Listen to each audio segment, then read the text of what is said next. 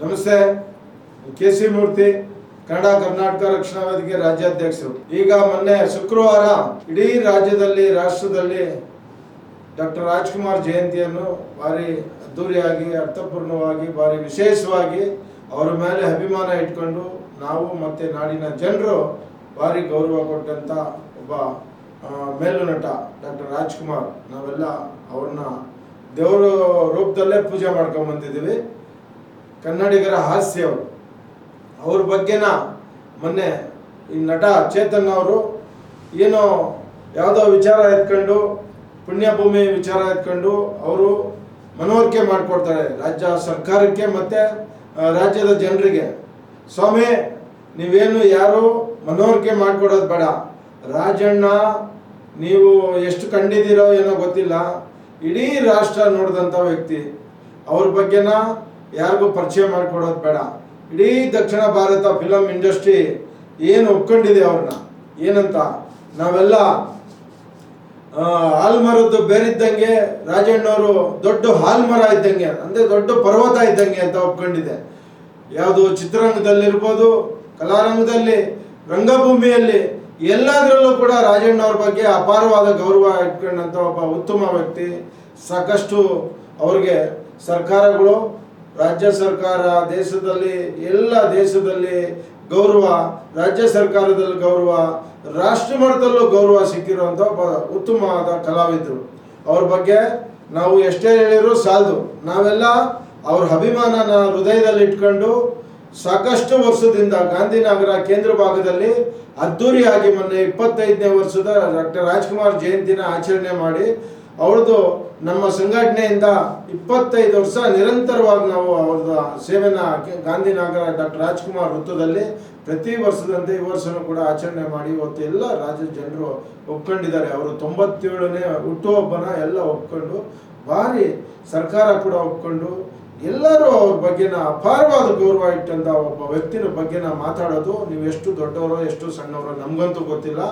ದಯಮಾಡಿ ತಾವು ತಿಳುವಳಿಕೆ, ನೀವು ವಿದ್ಯಾವಂತರಾಗಿದ್ರೆ ಅವ್ರ ಬಗ್ಗೆ ಮಾತಾಡಬಾರ್ದಾಯ್ತು. ಯಾಕೆಂದರೆ ಅವ್ರ ಬಗ್ಗೆ ಮಾತಾಡೋಷ್ಟು ದೊಡ್ಡವರಲ್ಲ ನೀವು ಎಷ್ಟು ದೊಡ್ಡವರೋ ನಿಮಗೆ ಗೊತ್ತು, ನಮಗಂತೂ ಗೊತ್ತಿಲ್ಲ.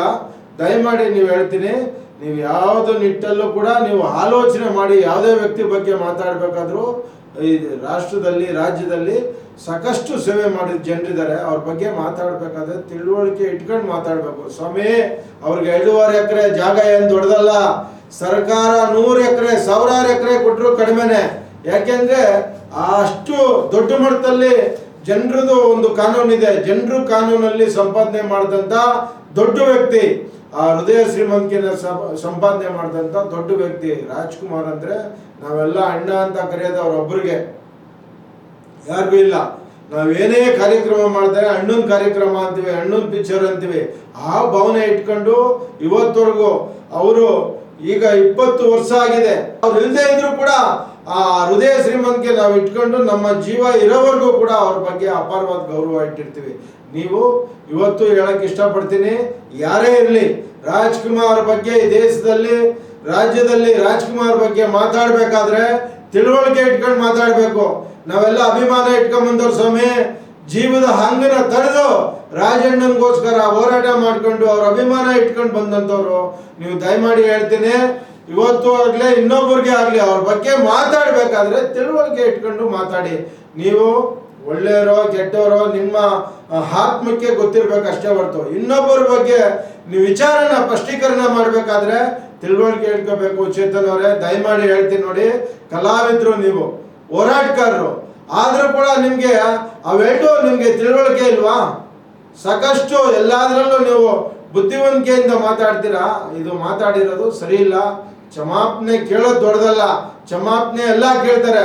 ಮಾತಾಡೋದು ಫಸ್ಟು ಯಾವುದೇ ವ್ಯಕ್ತಿ ಬಗ್ಗೆ ನೀವು ತಿಳುವಳಿಕೆ ಇಟ್ಕೊಂಡು ಮಾತಾಡಬೇಕು. ರಾಜ್ಕುಮಾರ್ ಅಂದರೆ ದೇಶದ ಆಸ್ತಿ, ರಾಜ್ಯದ ಆಸ್ತಿ, ಕನ್ನಡಿಗರ ಆಸ್ತಿ.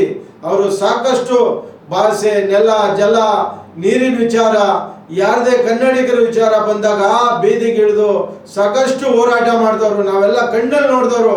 ಗೋಕಾಕ್ ಚಳವಳಿ, ಕನ್ನಡ ಭಾಷೆಗೋಸ್ಕರ ಗೋಕಾಕ್ ಚಳವಳಿಯಲ್ಲಿ ಬಂದಂಥ, ಬೀದಿಗೆ ಧುಮುಕ್ದಂಥ ಒಬ್ಬ ನಿಂತ್ಕೊಂಡಂಥ ದೊಡ್ಡ ಏನು ಹೇಳಿದ್ರು ಸಾಲದವ್ರಿಗೆ, ಅಷ್ಟು ದೊಡ್ಡ ವ್ಯಕ್ತಿ ಇದ್ರು, ಹೃದಯ ಶ್ರೀಮಂತಿಕೆ ಇರುವಂಥ ವ್ಯಕ್ತಿ ಬಗ್ಗೆ ನೀವು ಮಾತಾಡ್ತೀರಾ ಅಂತಂದರೆ ಇದು ಸರಿ ಇಲ್ಲ. ಚೇತನ್ ಅವರೇ, ದಯಮಾಡಿ ನೀವು ಕ್ಷಮಾಪಣೆ ಕೇಳೋದಲ್ಲ, ನಿಮ್ಮ ಮನಸ್ಸಿಗೆ ಫಸ್ಟ್ ನೀವು ಸರಿ ಮಾಡ್ಕೊಳ್ಳಿ. ನಿಮ್ಮ ಮನಸ್ಥಿತಿನ ಮನಸ್ಸನ್ನ ಕ್ಷಮಾಪಣೆ ಎಲ್ಲ ಕೇಳ್ತಾರೆ.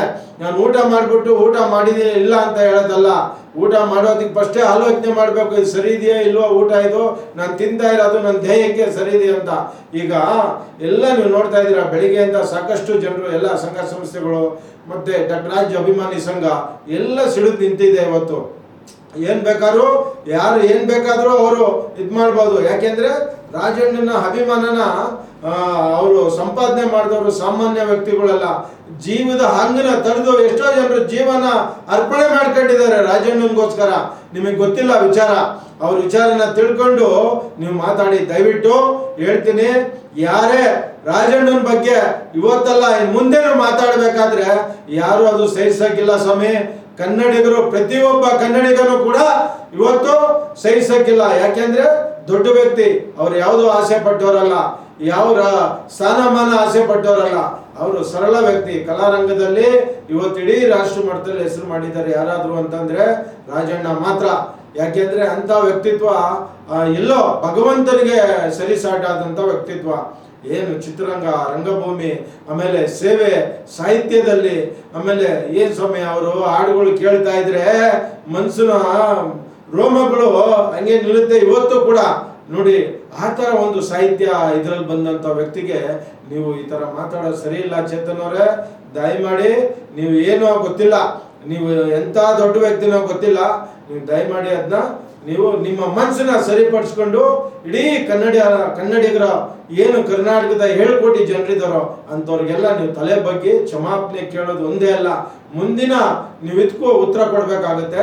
ದಯಮಾಡಿ ಈ ಥರ ಯಾವುದೇ ವ್ಯಕ್ತಿ ಆದರೂ ಕೂಡ ರಾಜಣ್ಣನ ಬಗ್ಗೆನ ಮಾತಾಡೋದಕ್ಕೆ ಫಸ್ಟು ನೀವು ನಿಮ್ಮ ಮನಸ್ಸು ಶುದ್ಧ ಇಟ್ಕೊಂಡು ಮಾತಾಡಿ ಅಂತ ಹೇಳಲಿಕ್ಕೆ ಇಷ್ಟಪಡ್ತೀನಿ. ಯಾಕೆಂದರೆ ಇದು ಯಾರೂ ಸಹಿಸಕ್ಕಿಲ್ಲ.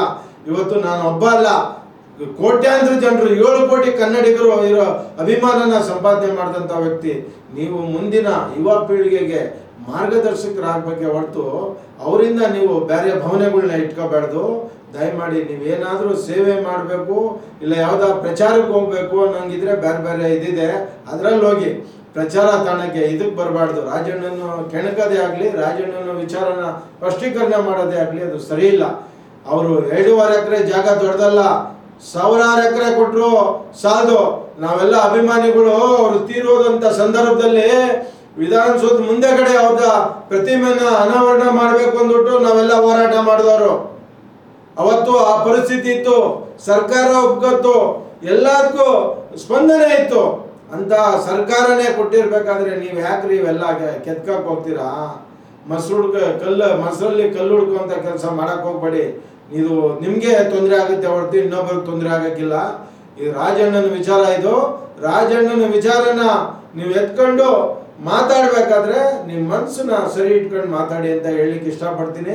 ದಯಮಾಡಿ ಯಾರೇ ಇರಲಿ, ಯಾವುದೇ ವ್ಯಕ್ತಿ ಇರಲಿ, ಅವನು ಎಷ್ಟೇ ದೊಡ್ಡವರಾಗಿರಲಿ, ಈ ರಾಜಣ್ಣನ ವಿಚಾರ ಮಾತಾಡಬೇಕಾದ್ರೆ ನಿಮ್ಮ ಮನಸ್ಸನ್ನ ಸರಿ ಇಟ್ಕೊಂಡು ಮಾತಾಡಿ. ಕನ್ನಡಿಗರ ಆಸ್ತಿ ಸ್ವಾಮಿ ಇದು.